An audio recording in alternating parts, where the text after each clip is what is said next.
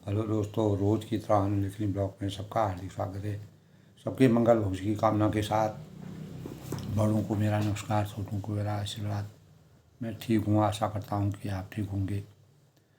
रामचरितमानस के बालकांड के प्रसंग में मर्यादा पुरुषोत्तम भगवान रामचंद्र जी अपने धीरता, सहन शक्ति, बुद्धि, विवेक और परमात्मा की आसक्ति के परिणाम स्वरूप मानव रूप में अवतीर्ण होकर के शिव जी के धनुष को तोड़ करके राजा जनक और सीता जी के कष्ट से मुक्ति प्राप्त करके विश्वामित्र मुनि द्वारा आज्ञा प्राप्त होने पर शिव धनुष को तोड़ा। तत्पश्चात शिव जी के परम भक्त विश्वामित्र यानी परशुराम जो कि उनके परम गुरु विश्वामित्र से बार बार कहते हैं कि शिव धनुष को किसने तोड़ा, और इस प्रकार के संवाद से राम, लक्ष्मण और परशुराम के बीच में अनेक तर्क वितर्क और संवाद होते हैं। और आपस में शिव जी के धनुष पर परशुराम जी का इतना स्नेह क्यों है। परशुराम जी जहाँ एक और यानी बाल ब्रह्मचारी थे और शिव जी के अनन्य भक्त के रूप में उनकी गणना हमारे शास्त्रों में की गई है।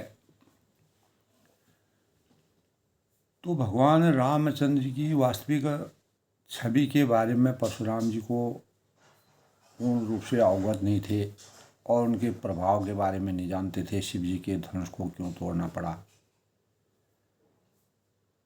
और अंततो गत्वा जब जाना राम प्रभाव तब पुलक प्रफुल्लित गात जोर पान बोले बचना हृदय न प्रेम मात। जब विश्वामित्र लक्ष्मण जी से बहुत ही क्रोधित हो गए और मर्यादा पुरुषोत्तम भगवान राम जी ने अपने भाई के साथ को देने के लिए रामचंद्र जी को की भी अवहेलना की, लेकिन जब भगवान राम ने उनको अपने प्रिय वचन कहे तब परशुराम जी का ज्ञान खुला और तब उन्होंने श्री राम जी का प्रभाव जाना, जिसके कारण उनका शरीर रोमांचित हो गया, प्रफुल्लित हो गया, पुलकायमान हो गया और वे हाथ जोड़कर वचन बोले। प्रेम उनके हृदय में तब जो क्रोध था प्रेम के रूप में, क्रोध जो है प्रेम के रूप में परिवर्तित हो गया। और परशुराम जी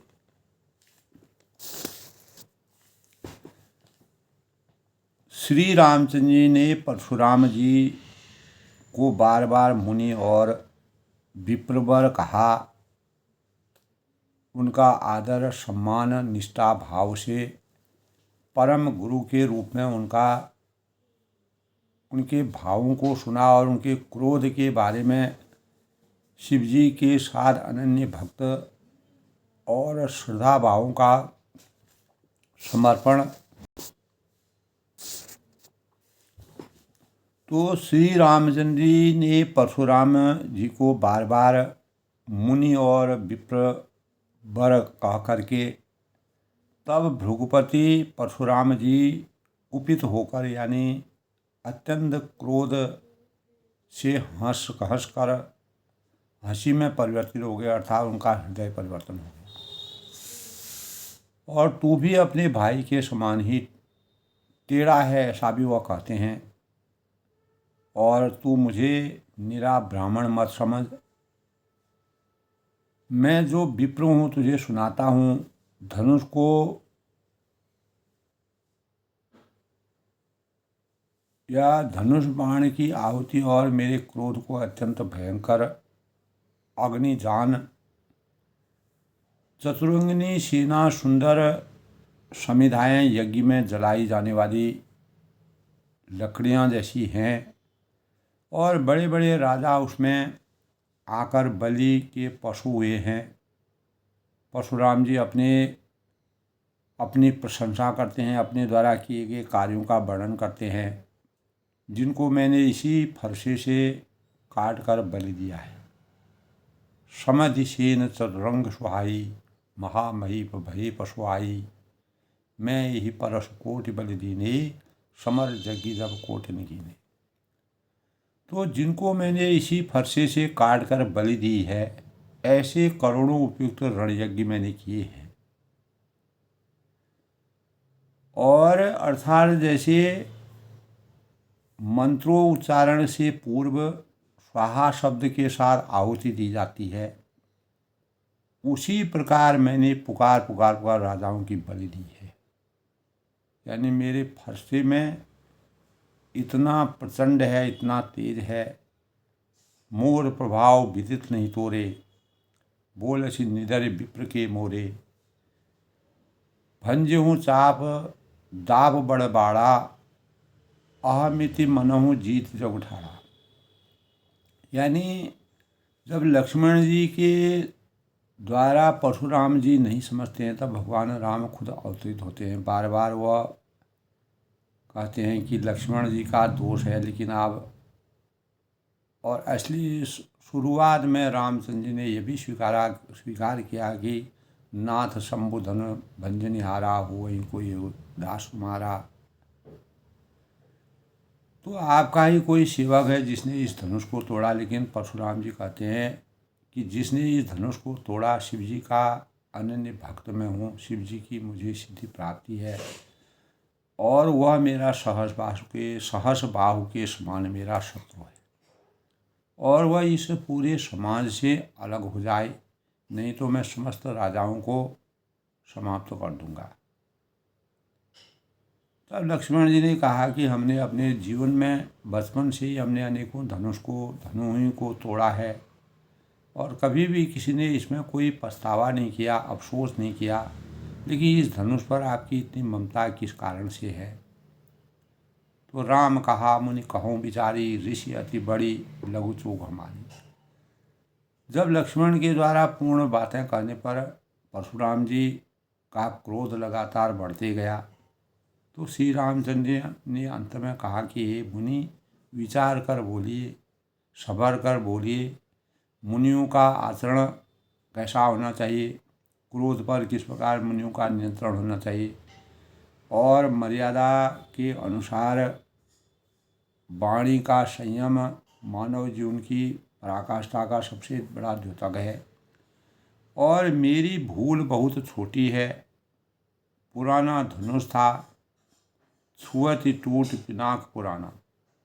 शिव जी का धनुष अत्यंत ही पुराना था, हजारों सालों से रखा हुआ था, पै के ही हेतु करूँ अभिमाना, और मैं किस कारण अभिमान करूं, मुझे न कोई अभिमान है।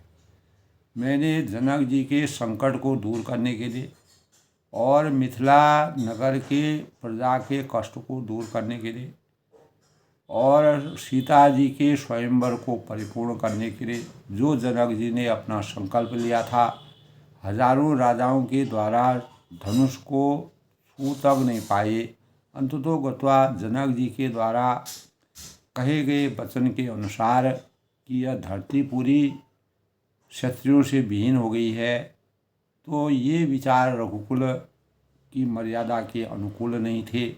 इसीलिए मुझे शिव जी का धनुष तोड़ना प्रासंगिक हो गया, जरूरी हो गया, आवश्यक हो गया। पुराना धनुष था, छूते ही टूट गया, मैं किस कारण अभिमान करूं। तो हजारों राजा आने पर जब उसको नहीं तोड़ पाए, भगवान राम सिंह जी उसको कब छुआ, कब उठाया, कब खींचा और कब तोड़ के नीचे डाला। जो हम निडर विप्रवदी सत्य सुनाऊं भृगुनाथ। तब भगवान राम कहते हैं कि हे मुनि भृगुनाथ, भृगु वंश के कुल दीपक यदि हमें सचमुच ब्राह्मण कहकर निरादर करते हैं, तो यह सत्य सुनिए। मनसा वाचा कर्मणा से मैं सत्य कहता हूँ कि संसार में ऐसा कौन योद्धा है जिसे हम डर के मारे मस्तक नवाए। तो देव धनुष भूपति भटनाना, संबल अधिक होई बलवाना। जो रन हमें पचारे को, लड़ेगी सुखेन कालु किन कहो।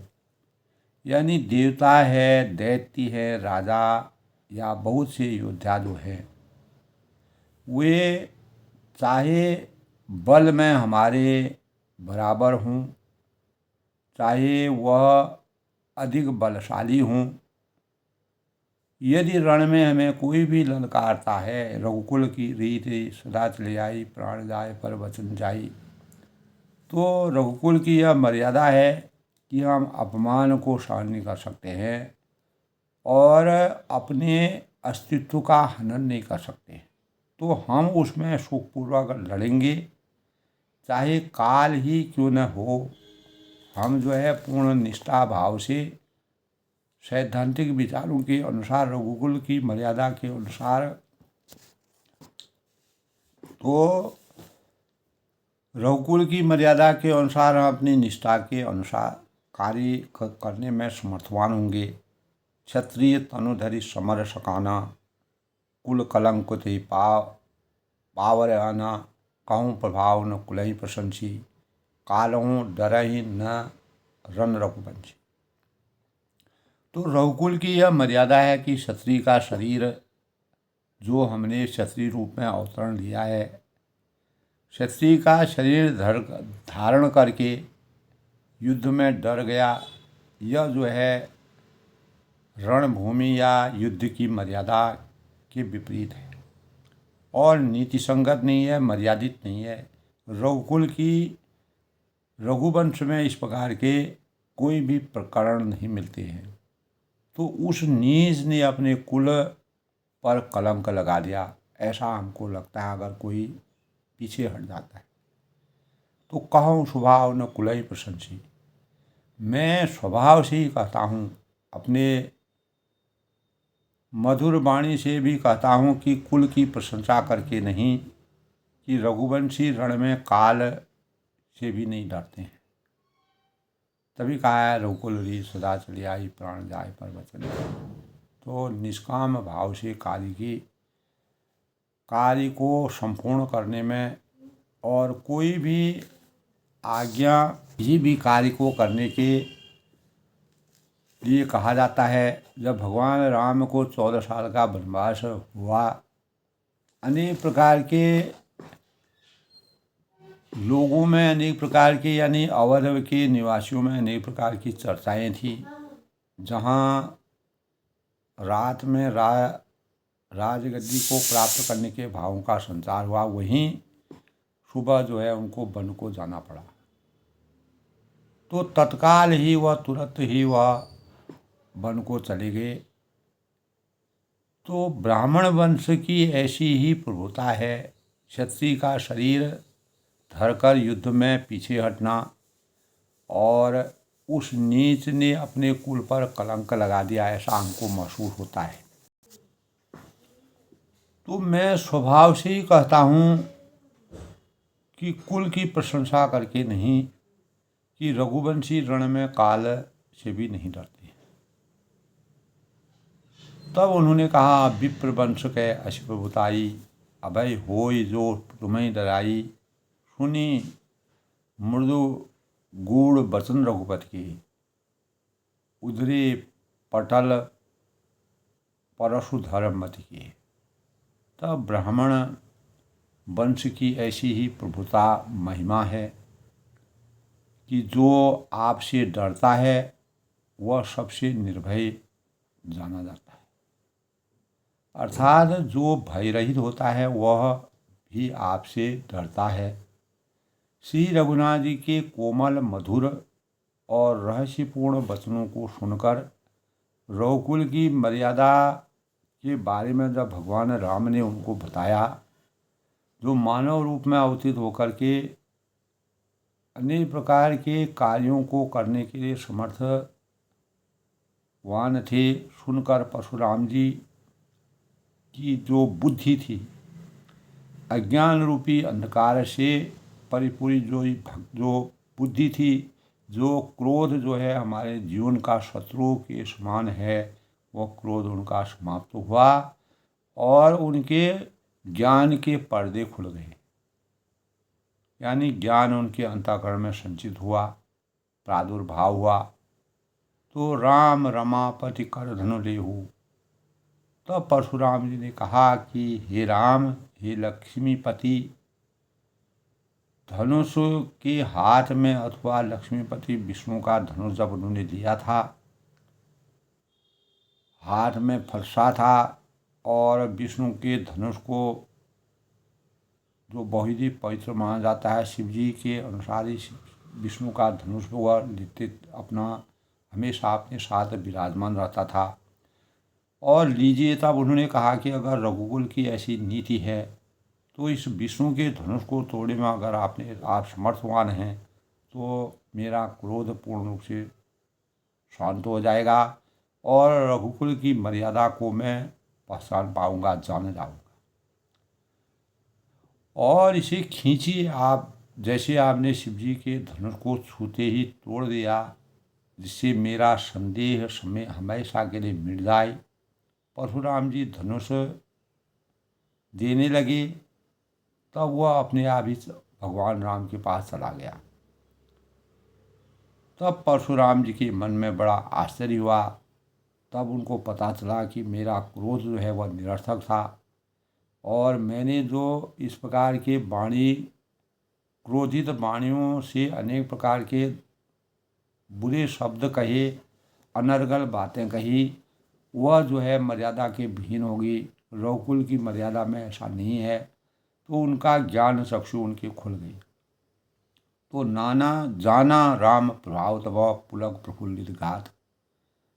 तब उन्होंने श्री रामचंद्र के प्रभाव को जाना, उनके अस्तित्व को जाना, उनकी महिमा को जाना, जिसके कारण उनका शरीर पुलकायमान और प्रफुल्लित हो गया।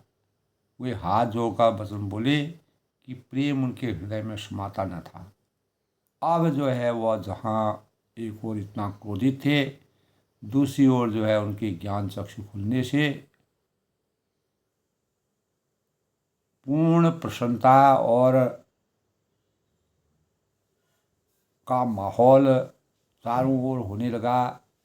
और सीता जी जिस प्रकार मन ही मन भय और संकोच में पड़ गई थी, पूरे दरबार में उपस्थित सभी राजा भयभीत हो गए थे, तो सबका भय समाप्त हुआ। तो भगवान राम ने मर्यादित शब्दों का प्रयोग करके जब विष्णु के धनुष को छूते ही, जैसे ही परशुराम जी विष्णु के धनुष को बाहर निकालने लगे, तो वह स्वयं ही रामचंद्र के पास गया और उन्होंने उस धनुष को छूते ही तोड़ दिया। तब परशुराम जी के ज्ञान चक्षु खुले, अज्ञान रूपी अंधकार से छुटकारा मिल करके ज्ञान रूपी प्रकाश का संचार हुआ और उनका क्रोध जो है हमेशा के लिए समाप्त हो गया और वह अंततो गत्वा वह नतमस्तक हो गए। तो इस प्रकार दोस्तों रामचरितमानस में और जहाँ परशुराम जी का स्वाभिमान था, वहीं दूसरी ओर मर्यादा पुरुषोत्तम भगवान राम जी की मर्यादा थी, रघुकुल की मर्यादा थी। तो हमारे जीवन में दोस्तों रामचरितमानस के अनुसार परशुराम जी और लक्ष्मण राम के संवाद से हमारे अंतःकरण में ये बात आती है कि दृढ़ इच्छा शक्ति एवं मजबूत आत्मबल ऐसे गुण हैं कि हर क्षेत्र में इनके बल पर सफलता मिलती है। लेकिन जब इन गुणों से के बल का अहंकार हो जाता है, तब जब परशुराम जी को अपने बल का अहंकार हो गया था, तो बना बनाया काम भी बिगड़ जाता है। तो परशुराम जी अंत में पछताते हैं और जो भगवान शिव जो हैं रात दिन मर्यादा पुरुषोत्तम भगवान राम जी की भक्ति में लीन रहते हैं, वही शिव धनुष के तोड़ने पर परशुराम जी को इतना क्रोध आता है। तो युद्ध की विभीषिका से बचने के लिए भगवान श्री राम ने रावण को समझाने के लिए उसके पास अंगद को भी भेजा था, और ताकि वह माता सीता को ससम्मान लौटा दे। रावण को अंगद के ने अब प्रभु श्री राम का संदेश दिया। तब रावण अंगद का मखौल उड़ाने लगे। अंगद ने भी रावण से नीतिगत बातें कहीं और गलतियों को प्रभु क्षमा कर देते हैं। यानी रावण से कहा कि भगवान राम जो है परशुराम जी के द्वारा इतने कठोर शब्दों के कहने के बाद भी भगवान राम ने उसमें संयम रखा और रघुकुल की मर्यादा को हमेशा विराजमान रखने का प्रयास किया। तो अंगद इसी प्रकार अंगद ने रावण के अहंकार को धिक्कारा भी, लेकिन रावण पर कोई भी असर नहीं पड़ा। तो ज्ञान जब राक्षस और सुर और असुरों में यही अंतर होता है। जब पूरा कोई भी मानव राक्षसी प्रवृत्ति से प्रवृत्त हो जाता है तो उसका अहंकार कभी भी समाप्त नहीं होता है, क्योंकि परशुराम जी ज्ञानी मुनि थे। वह जब रघुकुल की मर्यादा को जाने तो उनका अंतःकरण जो है पूर्ण रूप से आसक्ति, उनके भगवान के प्रति आसक्ति आई। तब रावण पर जब कोई असर नहीं पड़ा तो उसने अपने सैनिकों को आदेश दिया कि वह अंगद को उठाकर फेंक दें। तो रावण की इस बात पर अंगद ने अपना पांव भूमि पर रख करके कहा, सिर्फ इसे कोई उठा ले तो मान लूँगा कि तुम्हारी सेना में बड़ी ताकत है। तो मेघनाद सहित अनेक योद्धा अंगद के पांव हिला तक नहीं सके। अंततोगत्वा जब रावण स्वयं आगे खड़ा हुआ तब अंगद ने अपना पांव हटा लिया और कहा कि तुम अनीति कर रहे हो। जहाँ एक ओर तुम 10 शीश और 20 भुजाओं के और इतने बड़े लंका के पति हो, जाओ प्रभु श्री राम जी के चरण में पकड़कर माफ़ी मांग लो, और मेरे चरणों में झुकने से कुछ भी नहीं होगा। तब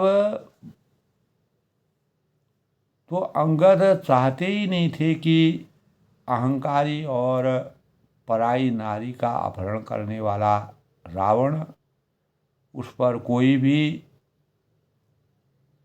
स्पर्श करे, और दूसरा अंगद अपनी दृढ़ता और जो शक्ति का श्रेय था वह भगवान श्री राम जी को देना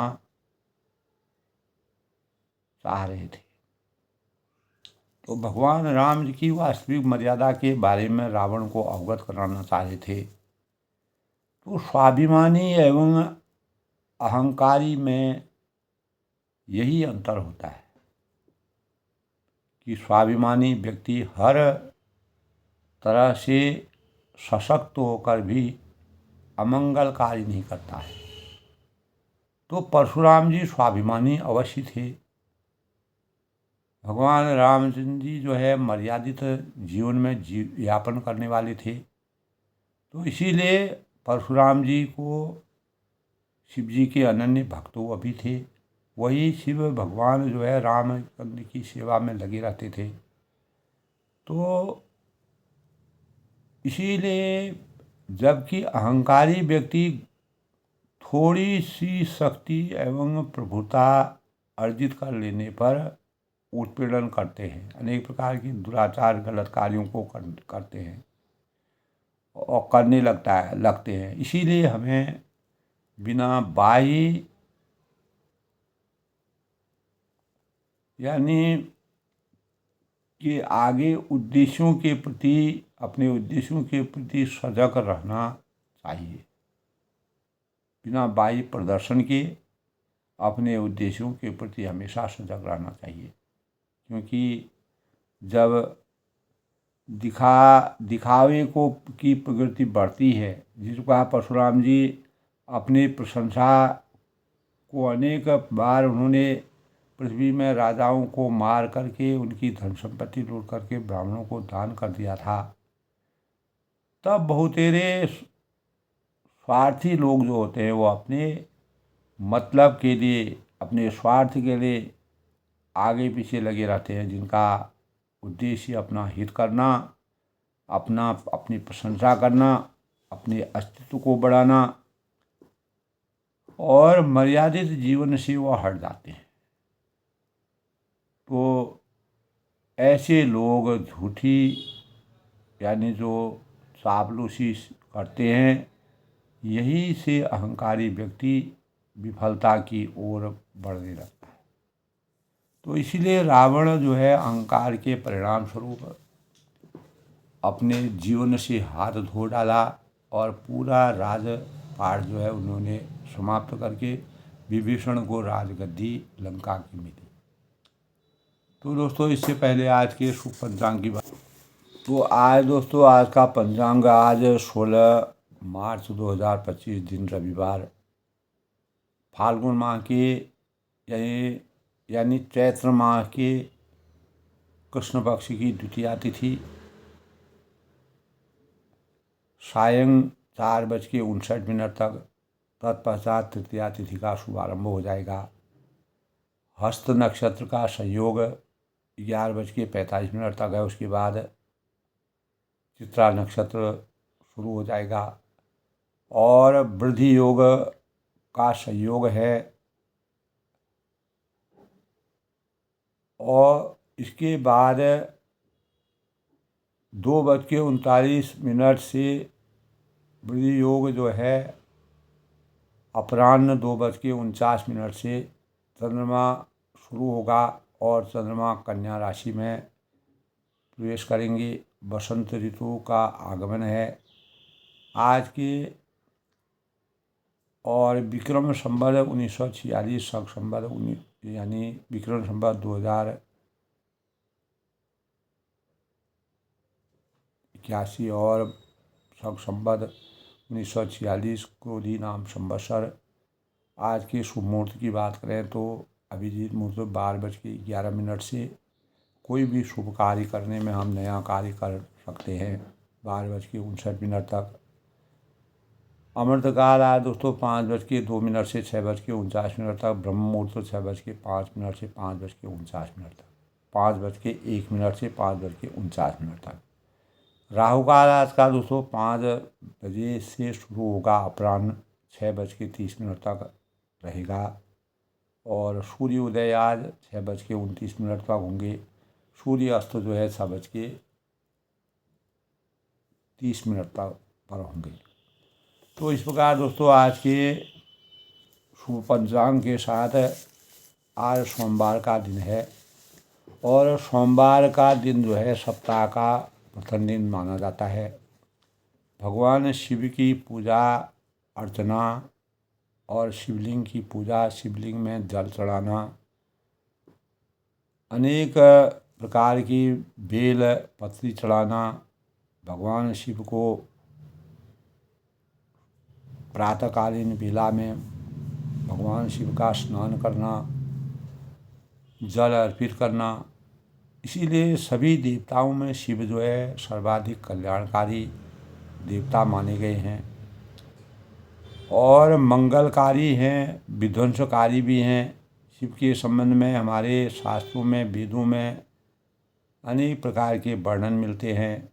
सृष्टि में जब कुछ नहीं था ऐसा हमारे शास्त्र कहते हैं, तब भगवान शिव यानी प्रलय के बाद भी शिव ही शेष रहे ऐसा शास्त्रों में है। शिव अनादि और अनंत हैं। सृष्टि का प्रारंभ शिवलिंग की स्थापना से ही होता है। भगवान राम ने जब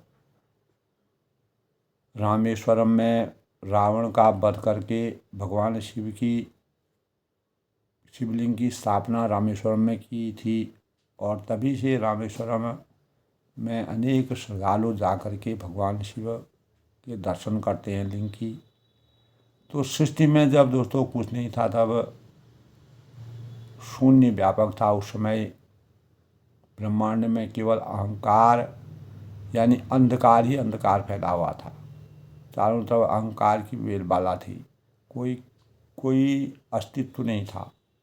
और अंधकारमय जीवन होने से शिव ही सूर्य की उत्पत्ति कर दिन रात की संरचना की और सृष्टि का निर्माण हुआ। लेकिन शिव इंद्र आदि देवताओं से भी उच्च देवता इसलिए माने जाते हैं, देवों के देव कहलाते हैं। समुद्र मंथन के समय हमारे शास्त्रों में इस प्रकार के विधान हैं। देवता और असुरों में जो भयंकर युद्ध प्रारंभ हुआ, उसमें शिव ने विषपान करके देवताओं की रक्षा की, विपत्ति से उनको मुक्त किया। ऐसा कल्याणकारी कार्य कोई और देवता नहीं कर पाए। शिव सुर और असुर दोनों के पूजनीय देवता माने गए हैं। शिव ने सबके कल्याण की कामना करते हुए सबको समान भाव से देखा और वरदान भी दिया। यहाँ तक कि रावण इतना अहंकारी होने पर भी रावण की भक्ति से प्रसन्न होकर के भगवान शिव ने, जो बाद में भगवान शिव को ही परेशान करने लगा, तो पुराणों में वर्णित त्रिपुर, रावण, भस्मासुर और असुरों के दैत्यों को वरदान देकर महान उनको बनाने का कार्य शिव भगवान ने किया। रावण के भाई कुबेर को धनधान्य से परिपूर्ण किया और शिव की अनुकंपा से कुबेर देवताओं की तरफ पूजनीय माने जाते हैं। तो प्राचीन वेदों में, ग्रंथों में और शिव पुराण में शिव जी का विस्तार से वर्णन मिलता है। शिव को उनकी महानता के कारण अनेकों नामों से पूजा जाता है। शिव के सहस्त्र नाम हमारे शास्त्रों में विराजमान है। महेश्वर, नटवर, चंद्रशेखर यानी गंगाधर, कैलाशपति, मृत्युंजय, पशुपति, हरिहर, महादेव, त्रिलोकीनाथ, जटाधर, रुद्र, अर्धनागेश्वर, उमापति, शंकर आदि। तो और भी अनेकों नाम, नागेंद्र आराय, त्रिलोचनाय, भस्मांगाराय, महेश्वाय, नित्याय, शुद्धाय, दिगंबराय, तस्मै मकाराय नमः शिवाय। तो शिव अपनी महानता के कारण संपूर्ण भारत में ही नहीं, विदेशों में भी भगवान शिव की पूजा की जाती है। विश्व में शिव की पूजा सबसे प्राचीन और मंगलकारी मानी गई है। शिव को सगुण और निर्गुण दोनों रूपों में पूजा जाता है। ओम त्र्यंबकं यजामहं सुगंधिं पुष्टिवर्धनम् उर्वारुकमेव बंधना मृत्युर्मोक्षी मामृतम का जाप करना चाहिए। शिव की पूजा संकटों से सुरक्षा मिलती है। सोमवार को भगवान शिव की उपासना, व्रत, ध्यान करने से अनेक लोगों के जीवन में मनोवांछित फलों की प्राप्ति होती है। और बेलपत्र है, फल है, फूल है, जल है अर्पण करके जो कुंवारी कन्याएं होती हैं उनको मनपसंद वर की प्राप्ति होती है। और जो सुहाग वाली स्त्रियाँ होती हैं उनको उनके पति के लंबे जीवन की कामना की जाती है। यही शिव जो है भोले भंडारी शिव कहलाते हैं। और भगवान शिव की पूजा साधारण तरीके से की जाती है और भगवान शिव आराधक का कल्याण करते हैं, ऐसा हमारे शास्त्रों में बताया। तो दोस्तों, आज के प्रसंग की अगर बात करें, जब परशुराम जी भगवान में पूर्ण समर्थवान हो जाते हैं और वे हाथ जोड़कर वचन बोले कि प्रेम उनके हृदय में समाता न था। कहाँ एक और क्रोध की ज्वाला, और वही क्रोध की ज्वाला भगवान राम ने अपनी धैर्यता और सहनशीलता, रघुकुल की मर्यादा को हमेशा के लिए विराजमान रखने के लिए ऐसे ऐसे मुनि जिन्होंने अनेक प्रकार के इस प्रकार के कार्य किए थे उनको भी शांत करके रघुकुल की नीति और मर्यादा को आगे बढ़ाने का कार्य किया। तब वो कहते हैं, जय रघुवंश बनज बन भानु, गहन धनुज कुल दहनक सानु, जय सुर विप्र धेनु हितकारी, जय मद मोह को ब्रह्मारी। तब वह कहते हैं, जब भगवान राम ये पूर्ण रूप से समर्थवान हो जाते हैं, विष्णु का धनुष जब भगवान राम छूते ही उसको तोड़ डालते हैं, तो रघुकुल रूपी कमल बन के सूर्य है। तब परशुराम जी कहते हैं कि राक्षसों के कुल रूपी जंगल को जलाने वाले अग्नि के समान आपकी जय हो। और हे देवता, ब्राह्मण और गौ, जय सुर विप्र धेनु हितकारी का कल्याण करने वाले जिनके स्वरूप में विराजमान है, जय मद मोह को ब्रह्महारी। आपकी जय हो। हे मद मोह क्रोध और भ्रम को हरने वाले, आपकी जय हो। विनयशील करुणा गुण सागर, जयति वचन रसना अति नागर। सेवक सुखद सुभग सब अंगा, जय शरीर सभी कोटि अंगा। तो कहते हैं कि रघु यानी रघुवंश की मर्यादा और रामचंद्र के शील स्वभाव को जानकर परशुराम जी कहते हैं कि हे विनयशील, कृपा और गुणों के समुद्र सागर और वचनों की रचना में अत्यंत चतुर जो हैं, आपकी जय हो। हे सेवकों को सुख देने वाले, सब अंगों में सुंदर और शरीर में करोड़ों कामदेवों को भी हराने वाले, कामदेवों की छवि को भी हराने वाले, आपकी जय हो। इस प्रकार की वंदना उल्टा करते हैं, भगवान रामचंद्र की वंदना करते हैं। कहाँ जब परशुराम जी का क्रोध था, वह क्रोध शांति में बदल गया। इस प्रकार अग्नि में जब जल डाला जाता है तो वह शांत हो जाता है। उसी प्रकार भगवान राम ने राम रूपी जल जब अग्नि रूपी परशुराम जी के अंतःकरण में प्रवेश हो जाता है, तो तब शांति का वातावरण बन जाता है। करूं का मुख एक प्रशंसा, जय महेश मन मानस हंसा। तो मैं एक मुख से आपकी क्या प्रशंसा कर सकता हूँ। तब परशुराम जी नतमस्तक हो जाते हैं। जय महेश गण मानस हंसा। हे महादेव जी के परम। तब उनको पता चला कि महादेव जी भी भगवान शिव का धनुष जो इन्होंने तोड़ा है, वही शिवराज इनकी सेवा में विरत रहते हैं, लगनशील रहते हैं, तल्लीन रहते हैं। तो हे महादेव जी के मन रूपी मानसरोवर में कि हंस हैं आप, आपकी जय हो। अनुचित बहुत कहो अज्ञाना, अपनी अनजान के कारण, अज्ञानता के कारण, अज्ञान रूपी अंधकार के कारण आपको बहुत ही मैंने अनुचित शब्द कहे। हे क्षमा के मंदिर, यानी क्षमा बड़न को चाहिए, छोटन को उत्पात का रहीम हरि को घट्यो जो भृगु मारिला। तो क्षमा के बारे में, क्षमा के मंदिर इसलिए कहा गया, दोनों भाई मुझको क्षमा कीजिए। मैंने जो असंगत बातें की, नीति विरोध बातें की, और मैं वास्तविक तारतम्य को समझ नहीं पाया, क्योंकि मैं भी शिव जी का भक्त था। आजन्म मैंने, आज तक के जीवन में मैंने हमेशा भगवान शिव को माना और रात दिन में उनकी साधना में ही विरत रहता था। कही जय जय जय रघुकुल के तू। हे रघुकुल के पताका स्वरूप रामचंद्र जी, भूपति गए बने तप हेतु, आपकी जय हो जय हो जय हो कह के ऐसा कहकर परशुराम जी तप के लिए वन को चले गए। उनके ज्ञान चक्षु जो उनमें कमी थी, भक्ति थी, साधना थी, लेकिन सही स्वरूप नहीं था, तो उस स्वरूप से वह विराजित हो गए। भगवान राम का राममय जीवन का बन गया। अपभय कुटिल महीप डराने। तब यह देखकर दुष्ट राजा लोग बिना ही कारण के मन कल्पित डर से रामचंद्र जी और परशुराम जी हार गए, और हमने इनका जहाँ तहाँ कायर गंवई पुराने, हमने उनका अपमान किया था, अब कहीं ये उसका बदला न दें।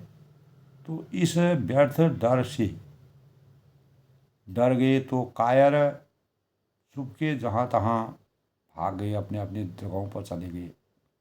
देवन दीनी दुंदुभि प्रभु, यानी देवन दीनी दुंदुभि प्रभु पर बरसई फूल, हर्षे पुर नर नारी सब मिति मोहमय सूल।